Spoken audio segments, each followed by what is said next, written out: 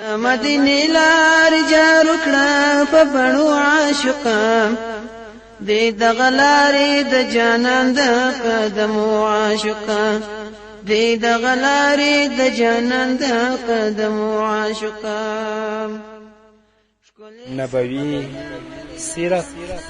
درنو اوریدونکو، ستاسو پام راوړو د الحاج مولوي محمد یاسین فهیم صاحب د نبوي سیرت خپرونو ته. باران پر اوري د الله د رحمتو عاشقه دې دغه لارې د جانان د قدمو عاشقه. بسم الله الرحمن الرحيم. الحمد لله رب العالمين حمد الشاكرين، الصلاة والسلام على سيد الأنبياء والمرسلين سيدنا ونبينا وشفيعنا ومولانا محمد وعلى آله وأصحابه الطيبين الطاهرين. قدرمن اوریدونکو، د ژوند د لارې د خپرونې مینوالو، السلام علیکم ورحمة الله وبرکاته. ستاسو روغتیا او خوشحالي د پاک رب نه غواړم، په دې هیله چې د صحت او عافیت جامې په تن ولرئ او خوشحالي مو په برخه وي. دا دی زه محمد یاسین فهیم د ژوند د لارې د خپرونې په وړاندې کولو کې ستاسو په خدمت کې یم. زموږ د نننۍ خپرونې موضوع بیا هم د محمد رسول الله صلی الله علیه وسلم پاک سیرت. ابن اسحاق رحمه الله لیکي کله چې رسول الله صلی الله علیه وسلم ابو ایوب کره میلمه و، لکه څنګه چې تاسو په نورو خپرونو کې واورېدل، نو د هغه نه وروسته رسول الله صلی الله علیه وسلم د جماعت جوړولو تصمیم ونیوه. نو لومړی رسول الله صلی الله علیه وسلم د جماعت جوړولو امر وکړه او پخپله هم رسول الله صلی الله علیه وسلم د جماعت په جوړولو کې کار کوه. د هغه نه وروسته رسول الله صلی الله علیه وسلم ځان لپاره بیا کورونه جوړ کړل.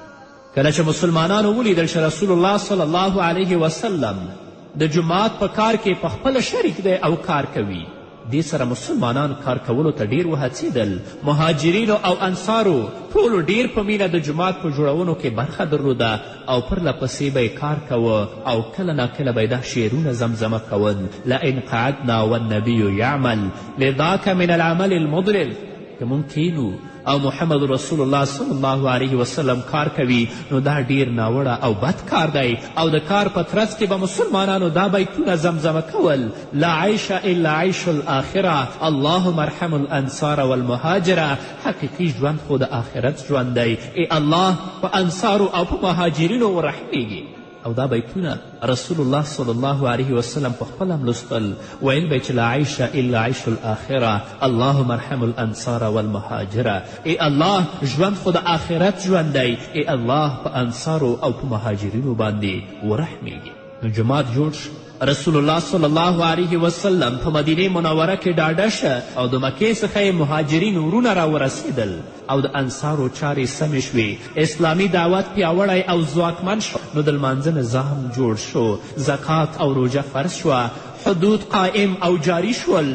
د حرامو او حلالو تفصیل او عملی بڼه غوره کړه او اسلام د دوی په منځ کې ځای ونیوه. په دې وخت کې خلک پرته د بلنې د لمانځه د ادا کولو لپاره د رسول الله صلی الله علیه وسلم لوري ته راتلل.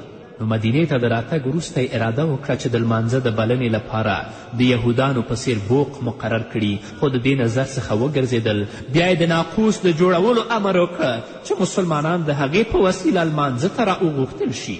هغوی لا په همدې فکر کې ول چې یوه ورځ عبدالله بن زید بن عبدالربیعي خوب ولید د رسول الله صلی الله علیه وسلم په خدمت کې حاضر شه او ویل چې الله تعالی رسوله، نن شپه په خوب کې ماته یو سړی راغی، شنې جامې په تن وې او په لاس کې ناقوس و. ما ورته ویل ای د الله بنده دا ناقوس خرڅوې؟ هغه وویل ته په دې څه کوې؟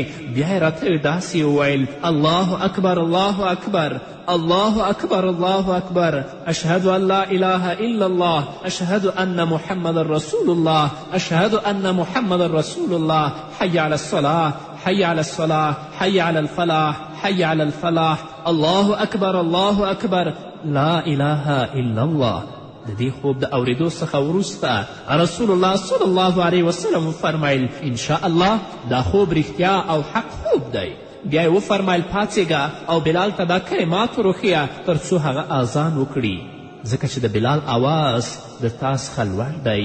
کله چې بلال آذان وکړه عمر په کور کې ناست و. کله چې آذان واورید نو د رسول الله په خدمت کې حاضر شو چې څادر یې ځان پسې راکش کوه او ویل چې د الله پیغمبره زما دې په هغه رب قسم وي چې ته یې په حقه رالیږلی. ما هم همداسې خوب لیدلی او همدا کلمات ماته په خوب کې اورول شوي دي. د دې په اورېدو سره رسول الله وفرمیل الحمدلله علی ذلک.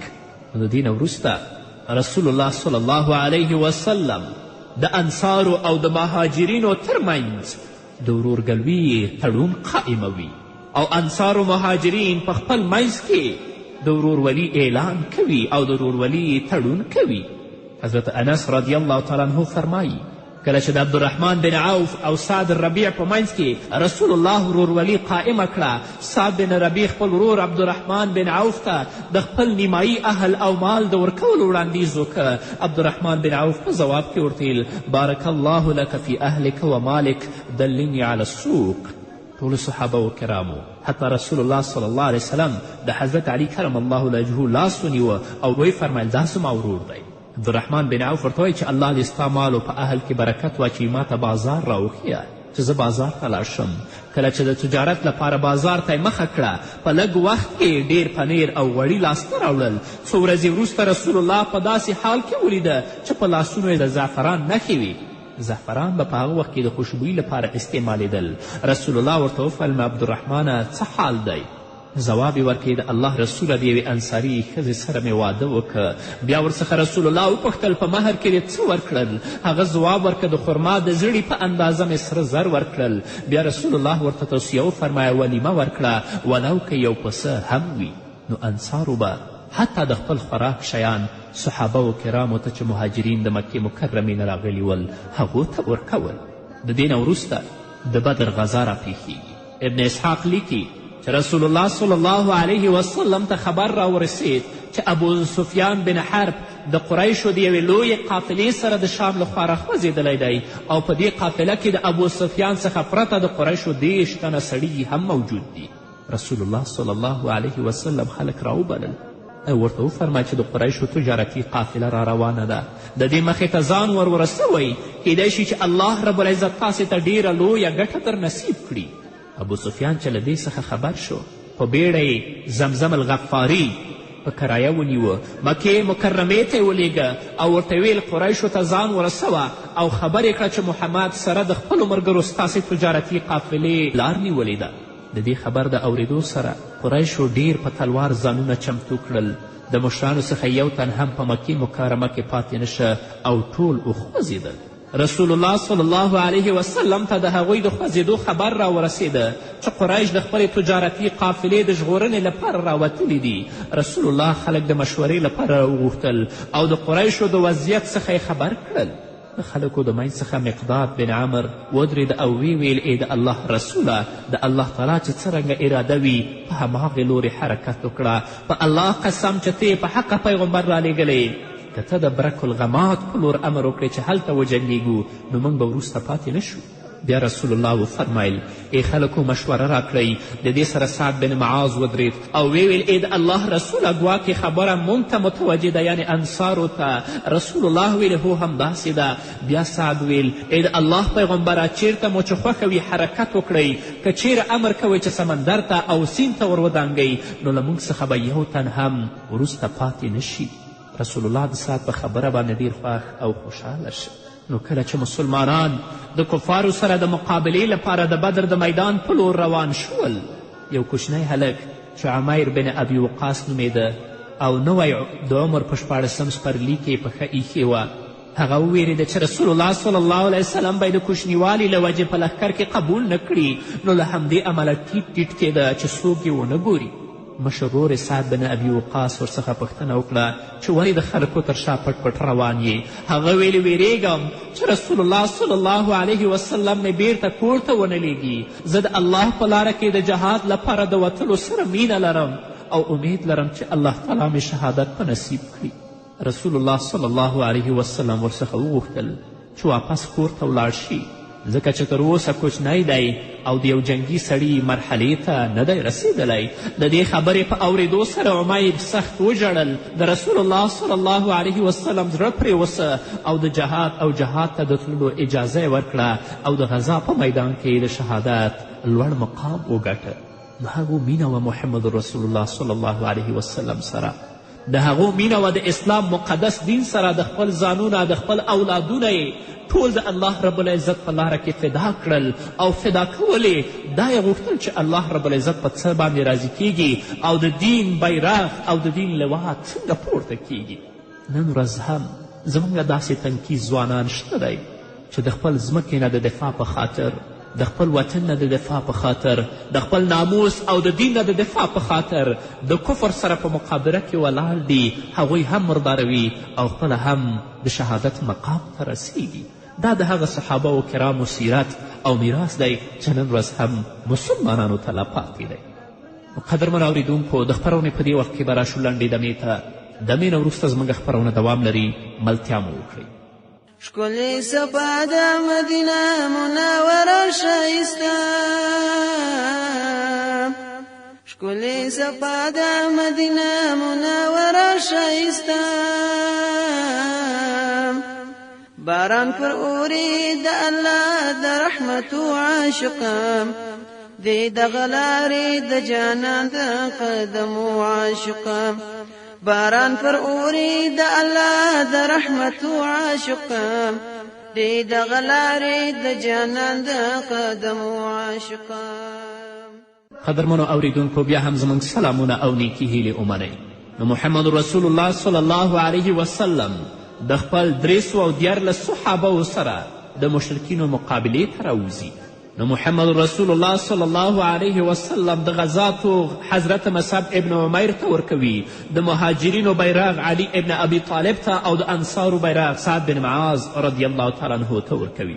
کله چې د مشرکینو د قافلې مشر ابو سفیان د اسلامي لښکر د راوتلو څخه خبر شو، د بحر ساحل لوري ته قافله تاو کړه او له اصلي لارې څخه ولاړه.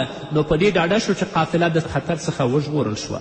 قریشو ته یې خط واستوه او غوښتنه یې ورڅخه وکړه چې تاسې د قافلې د حفاظت او ساتنې لپاره راوتلي وئ. اوس چې قافله په امن ده او د خپل منزل په لور په اطمینان سره روانه ده، تاسې هم خپلو کورونو ته واپس ولاړ شئ. قریشو بالفعل د واپس تللو اراده وکړه چې بیرته تاو شي، خو د قریشو د لښکر یو مشر ابو جهل لوړه وکړه چې مسلمانانو ته به د درس ورکولو پرته مکې مکرمې ته ستون نشم.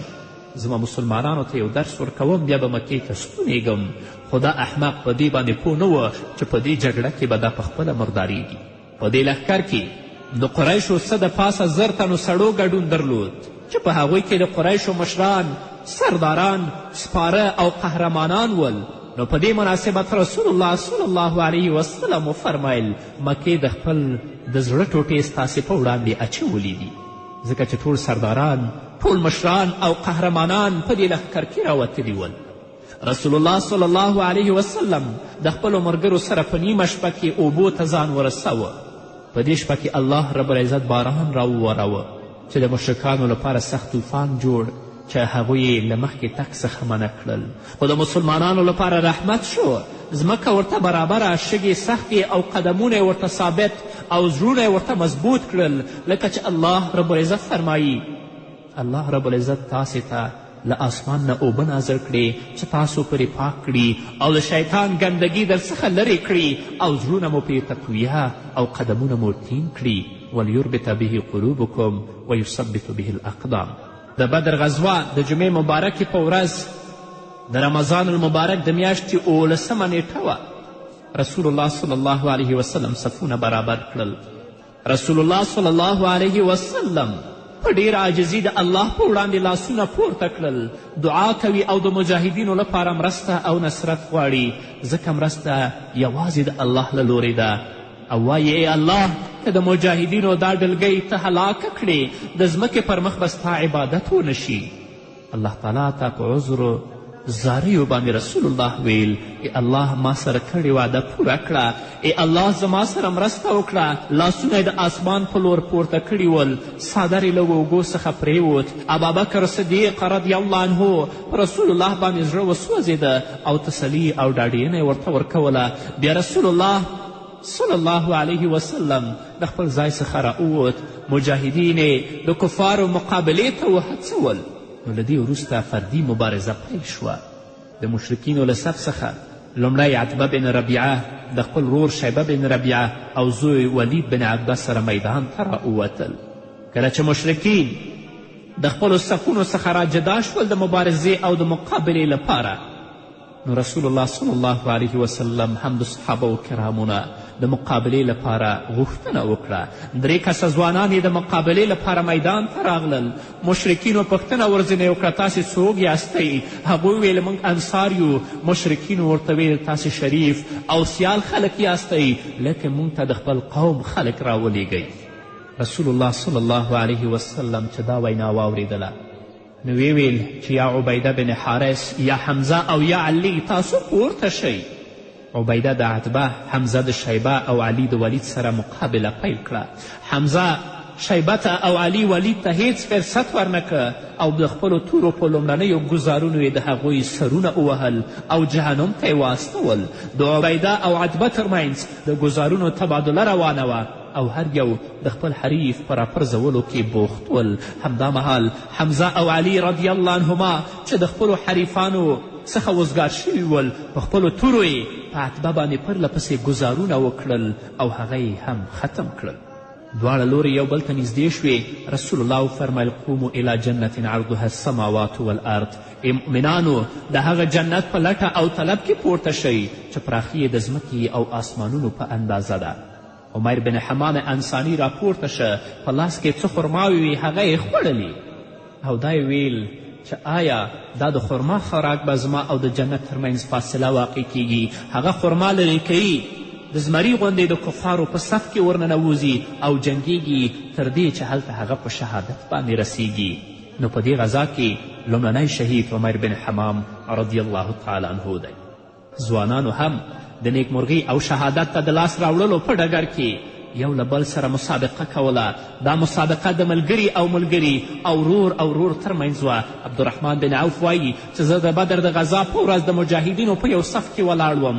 وینم چې زما ښي او چپ لورې ته 2 تنکي ځوانان چې عمرونه یې هم ډېر کم دي قرار لري. د جنګ په میدان کې ما دا ښه ونه ګڼل چې د کم عمرو ځوانانو تر څنګ ودرېږم.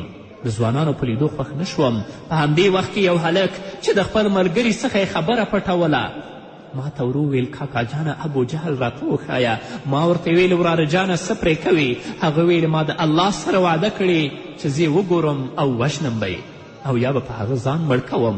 بل هلک هم په داسې حال کې چې هڅه یې کوله خبره د خپل ملګري څخه پټه کړي له ما څخه هماغه پوښتنه وکړه. زه د دوی په دې خبره خوشحاله شوم. هغوی ته مې د لاس په اشاره ابو جهل وښود. دواړو ورباندې د بازانو په څیر حمله وکړه او د تورو پرله پسې مرګونه ګزارونه یې پرې وکړل او د جهنم په لور یې ولیږه. کله چې ابو جهل ووژل شه رسول الله صلی الله علیه وسلم ویل هذه ابو جهل فرعون هذه الامت. ابو جهل د دې امت فرعون دی. بیا د هغه سر عبدالله ابن مسعود پرې کوي او رسول الله صلی الله علیه وسلم پرې راوړي. کله چې جنگ د مسلمانانو په فتح او د مشرکینو په شرموونکې ماتې سره پای ته ورسید، رسول الله وفرمیل الله اکبر الحمد لله الذي صدق وعده ونصر عبده وهزم الاحزاب وحده. الله ډیر لوی دی. ټول صفتونه هغه الله لره دي چې خپله وعده یې رښتینې کړه، د خپل بنده مرسته یې وکړه او د دښمن ډلو ته یوازې شکست ورکړه. الله تعالی رښتیا ویلی دي ولقد نصرکم الله ببدر وانتم اذله فاتقوا الله لعلکم تشکرون. بېشکه الله د بدر په ورځ تاسې مرسته وکړه چې تاسې کمزوري وئ، د الله څخه وویرېږئ، ښایي تاسې شکرګزار جوړ شئ. الله زر ملکې د آسمان نه پرله پسې رالیږلې او مجاهدینو او د صحابه کرامو مرسته یې کوله. بیا رسول الله امر وکړه چې د مشرکانو مړي په کوهي، هغه کوهي چې قلیب نومېده، په هغې کې واچوئ. صحابه ټول مړي په کوهي کې واچول. رسول الله د کوهي په غاړه ودرېد او داسې خطاب یې ورته وکړه ای مشرکینو آیا هغه څه چې الله رب العزت تاسو سره وعده کړې وه تاسو وموندل؟ ما سره خو زما رب چې کومه وعده کړې وه هغه مې ټول رښتیني وموندل. د بدر په ورځ د کفارو 80 تنه د مسلمانانو په لاس ووژل شول او 80 تنه یې اسیران شول. د بدر په میدان کې د فتح او کامیابي وروسته رسول الله صلی الله علیه وسلم کامیاب او فتحمند د مدینې په لور روان شو. په مدینې او د مدینې په شاوخوا سیمو کې ټول دښمنان په ویره کې شول. د مدینې ډیر خلک په اسلام مشرف شول، خو د مکې په هر کور کې د غم او د ژړا او هر چا په خپل مړي ژړل او د دښمنانو زړونه ویرې او روب اخیستي ول. دا هغه فتح او نصرت و چې رسول الله صلی الله علیه وسلم ته الله ورنصیب کړ.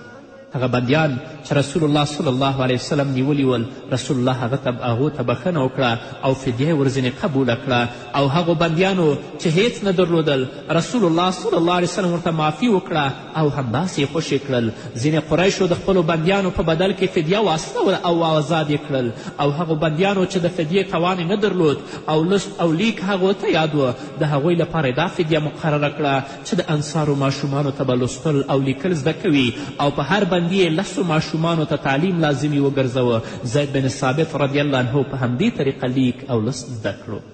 بني قنقاع په مدینه کې لومړی یهودي قبیله وه چې د رسول الله صلی الله علیه وسلم سره تړون مات که او جنګ یې ورسره وکړه او مسلمانانو ته اذیت ورسوه. رسول الله صلی الله علیه وسلم د بنو قنقاع قبیله 15 ورځې تر محاصرې لاندې ونیوله، تر دې چې د رسول الله صلی الله علیه وسلم فیصلې ته تسلیم شول. خو د هغوی پلوي د منافقینو مشر عبدالله ابن ابی د هغوی سفارش وکړه چې رسول الله صلی الله علیه وسلم یې سفارش قبول که او د هغوی وسوه جنګالي یې اکثره زرګران او تاجران ول.